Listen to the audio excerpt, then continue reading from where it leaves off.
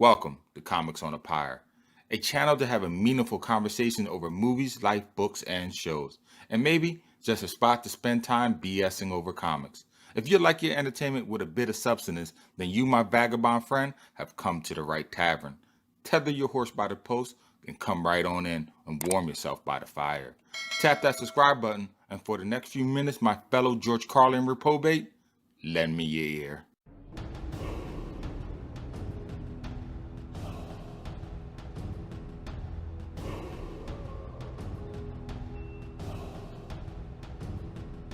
Journey into Mystery, number 83, published in August of 1962, was to change the long-running format series storytelling format forever. Up until this comic came along, all previous issues were initially horror comic anthology.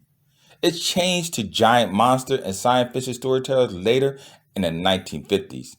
This series is notable because it is one of the few series that initially was published by Atlas Comics, Marvel's predecessor company, but grew so popular after its 83rd issue that it continued well into the Marvel Comics years, even eventually changing the cover name altogether to The Mighty Thor in issue number 126. But I'm getting ahead of myself. Before he became the hammer-wielding North Thunder god that we all know and love today, Thor started out as someone very different, someone that most Marvel movie fans would never have recognized. And it all started in this one issue. So, without further ado, let's begin our discussion of Journey into Mystery, issue number 83, titled The Mighty Thor and the Stone Men from Saturn. It starts out with a lone figure who looks out across the Norway coastline. Dr. Donald Blake is away on vacation soaking in the sights. While unbeknownst to him, as he leaves this beautiful vista for the day, an alien ship lands in the open glade, not too far away from where he once stood. Life forms that disembark are similar to the appearance of the Fantastic Four's The Thing, but somehow I feel that they are not of the same race. They are the Stone Men of Saturn, a rock-based race that has come to Earth to conquer this relatively unknown planet. One particular invader is known as Korg. In the far-off future, he will befriend the Incredible Hulk, the World Breaker, on a far-off planet. But that video, as they say, is for another time. Anyway, upon his arrival, an unsuspecting bystander sees them and runs off to tell others. He is quickly dismissed as a kook, but Donald Blake decides to go off and investigate the man's claims anyway. What he finds is that the man's accusations are true. But before he can do anything about it, the doctor is discovered by the stone-shaped aliens. In an attempt to flee for his life, Blake skirts a crag of boulders, but slips and loses his walking cane into the sea below. Desperate and feeling out of option, he discovers a mouth of a small cave hidden from the view of the grassy plains. As he enters the threshold, he realizes a postern egress revealed by the limelight of the outside sun. But it is obstructed by a gray shale boulder, both too large and too heavy for him all alone to move. Sitting there sulking and resigning himself to his fate, Dr. Blake accidentally hits a concealed switch. The trigger activated a hidden portal in the cave, swinging open the seemingly immovable wall as if it was installed on cyclopean hinges. What was inside seemed of no vast importance. A gnarled, knotted, and crooked staff lay bare on what seemed a crudely crafted altar. The staff itself seemed of no great value, but maybe it could be used as leverage against the boulder that blocked the cave exit. Swiftly, with all his might, Blake dug the tip of the staff into the cave's floor, surveying for any crack or crevice wide enough for this crude lever to find a foothold on. But it was no use. In frustration, the good doctor reaches out and strikes the obstacle of his dismay.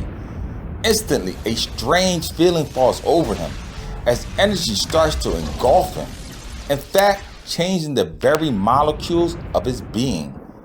What is left after this metamorphosis is no longer a frail mortal, but an all-powerful thunder god. Even the staff itself did not escape the transformation. No longer is it a crooked piece of wood, of no use but to help the elderly about. In its place is a mighty mallet engraved with the inscription of the all-powerful.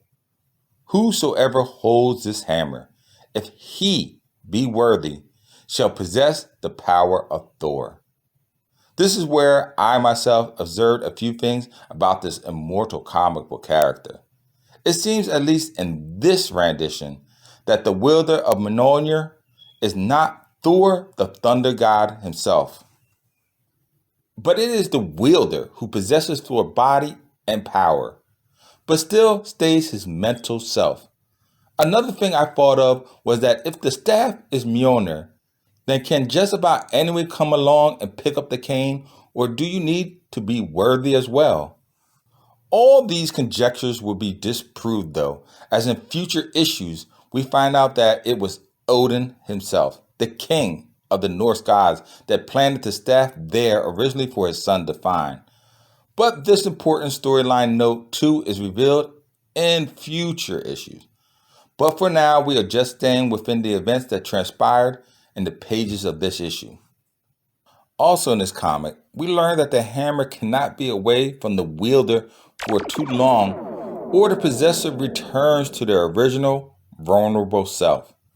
There's also a few instructional panels on how exactly the hammer works, how it calls forth the elements of the sky, rain, snow, and lightning. How Dr. Blake automatically knows how to use them is not fully explained.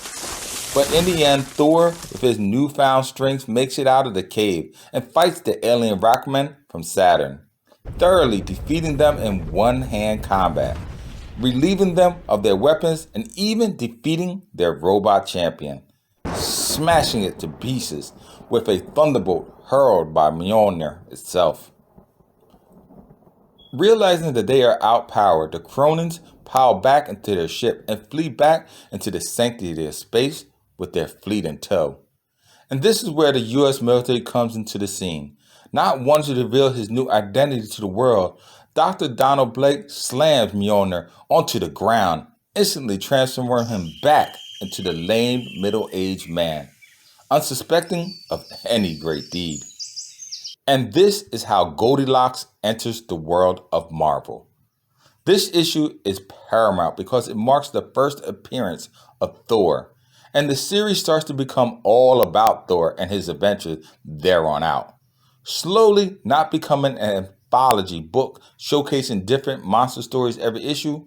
In fact, the title will eventually change entirely to The Mighty Thor in issue number 126, abandoning the old journey into mystery title altogether. Well, that's it for now. If you like this video, then by all means, gander on over to my comic book YouTube channel, Comics on the Pyre, for other videos like it. While there, make sure to tap on that bell icon to be notified when the next video drops. And oh yes, until next time, as always, keep reading, my friends.